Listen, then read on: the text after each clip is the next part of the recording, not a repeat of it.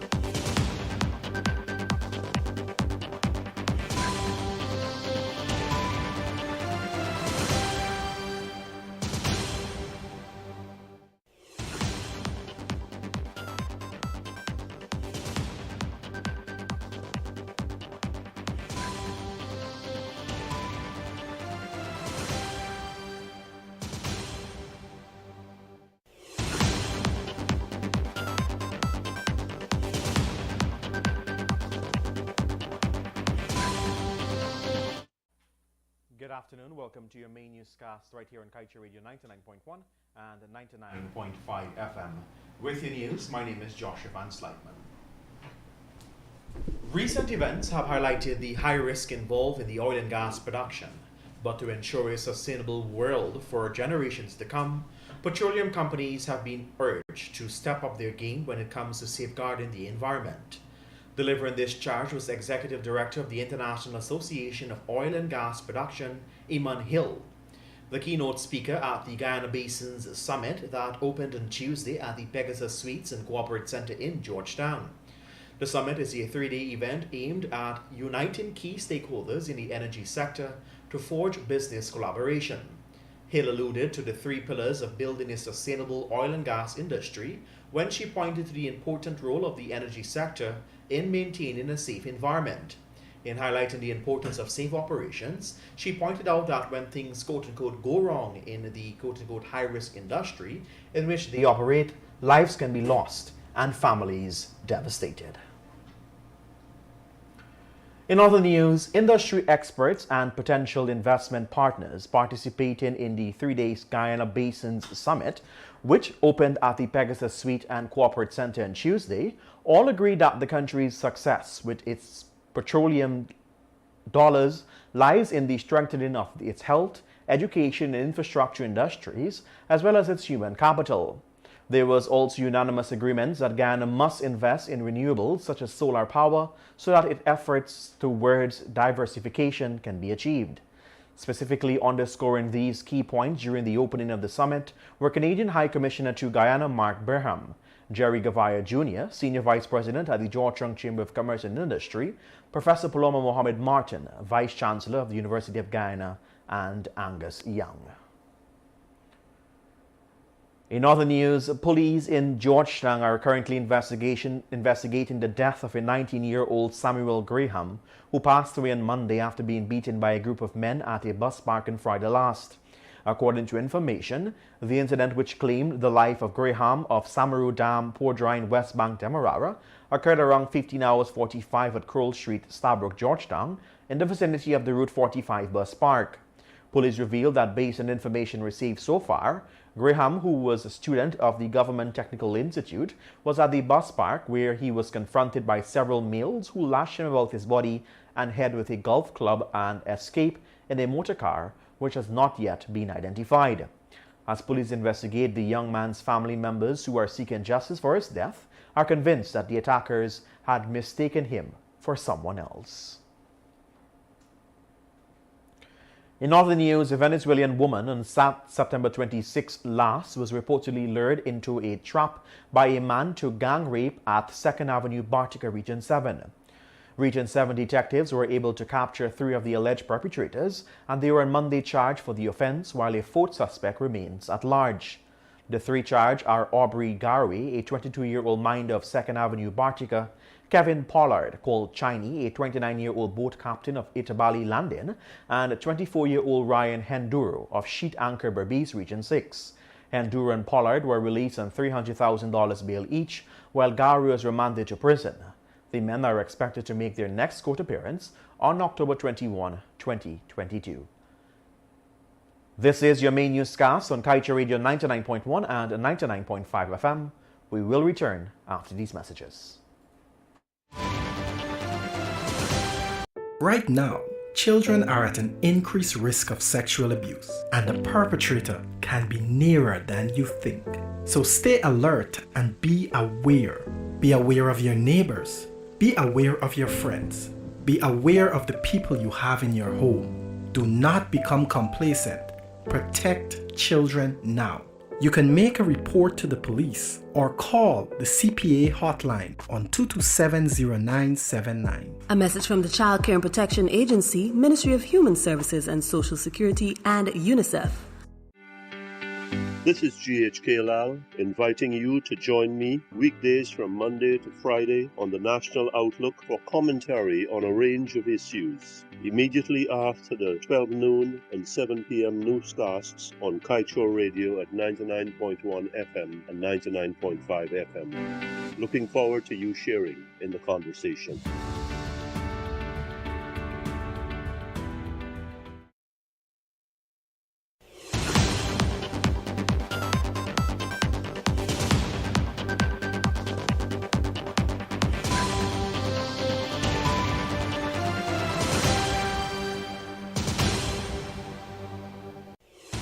Welcome back. Thank you for joining us. This is your main newscast, and we continue. In an unexpected turn of events, the mother of the 4-year-old girl, who according to reports was hospitalized at the New Amsterdam Hospital after mistakenly ingesting poison from a Pepsi bottle, has confessed to feeding the poisonous substance to the child. Police have since taken the woman as well as her husband into custody as they investigate the troubling matter. It is understood that the 23-year-old mother of the child, during her confession, told police that she gave the child the poison to drink on Sunday, October 2nd, 2022. According to the police, the woman related that when she and her husband arrived home from imbibing, they began arguing. The argument, she confessed, resulted in her threatening to kill their children and herself. Sometime during that period, the woman said that she took the Pepsi bottle containing the poison and used some to spray grass before feeding some to her 4-year-old daughter.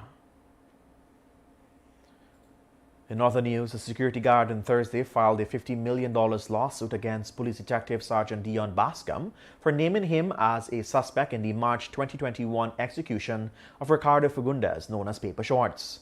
In court documents, Mark Richmond is being represented by attorney-at-law Rajendra Punai, and he is suing the detective for remarks made about him on Facebook on August 11th, 12th, 13th, and 19th. He is suing Bascom on the grounds that the public statements he made on Facebook are untrue, dangerous, malicious, unfair, unsubstantiated, unfounded, and baseless, and thereby have tarnished his reputation. Bascom's refusal to remove the posts and admit that they are lies, according to the court documents, has caused psychological trauma, emotional distress, and public humiliation.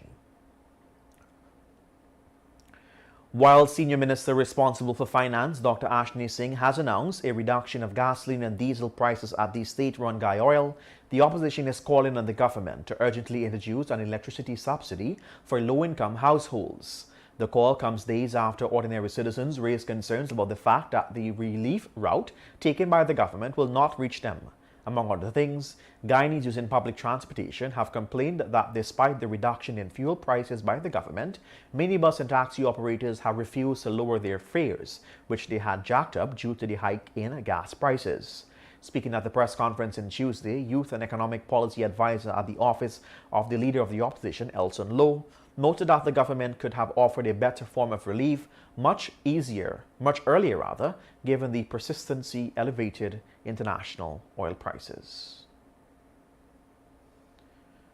And although 123 years ago, an arbitral award was delivered to settle the land boundaries dispute between British Guyana and Venezuela, and now independent Guyana is still dedicating all of its efforts to retain the validity of that award. This is according to the Ministry of Foreign Affairs and International Cooperation, which commemorated the 123rd anniversary of the award on October 3rd, 2022. The second edition of the Guyana Basin Summit, GBS 2022, on Tuesday kicked off at the Pegasus Suite and Corporate Center in Georgetown. The event, which is being hosted under the theme Responsibility, Developing the Region's Resources for a Prosperous and Sustainable Future, is said to have 80-plus exhibitors on display. Noticeably, no official from the government attended the opening of the three-day event, which winds down Thursday. GBS was organized by the Georgetown Chamber of Commerce and Industry to allow international and local firms to showcase their products and services to foster business partnership in the emerging oil and gas sector. The event is offering a wealth of content for strategically minded companies looking to capitalize on investment, development, and project opportunities in one of the world's oil and gas hotspots. And we now return our attention to the page 7 of the Kaieteur News that is dedicated to being blunt, right here on your main newscast. Today's blunt is titled, Why Worry? At school, children are taught to solve problems, not worry about them. It is therefore perplexed that many grown up to be worrying adults. By worrying, we are defying the Creator himself, who literally challenged us to give all our worries to him, for he cares about us. Taken from the good book 1 Peter 5.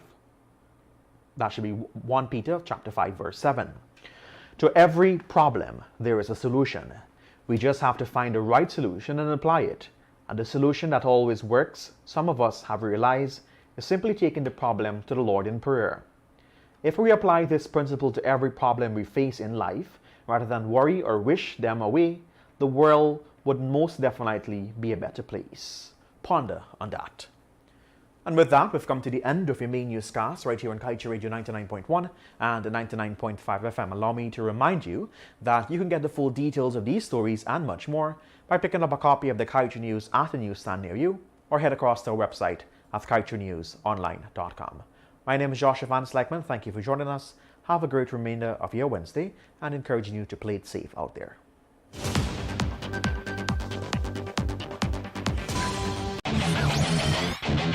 Want value for your advertising dollar? Then place your ads on Kaieteur Radio's newscasts. Streamed live on 6 different mediums, reaching hundreds of thousands. Advertise today and watch your dollar grow.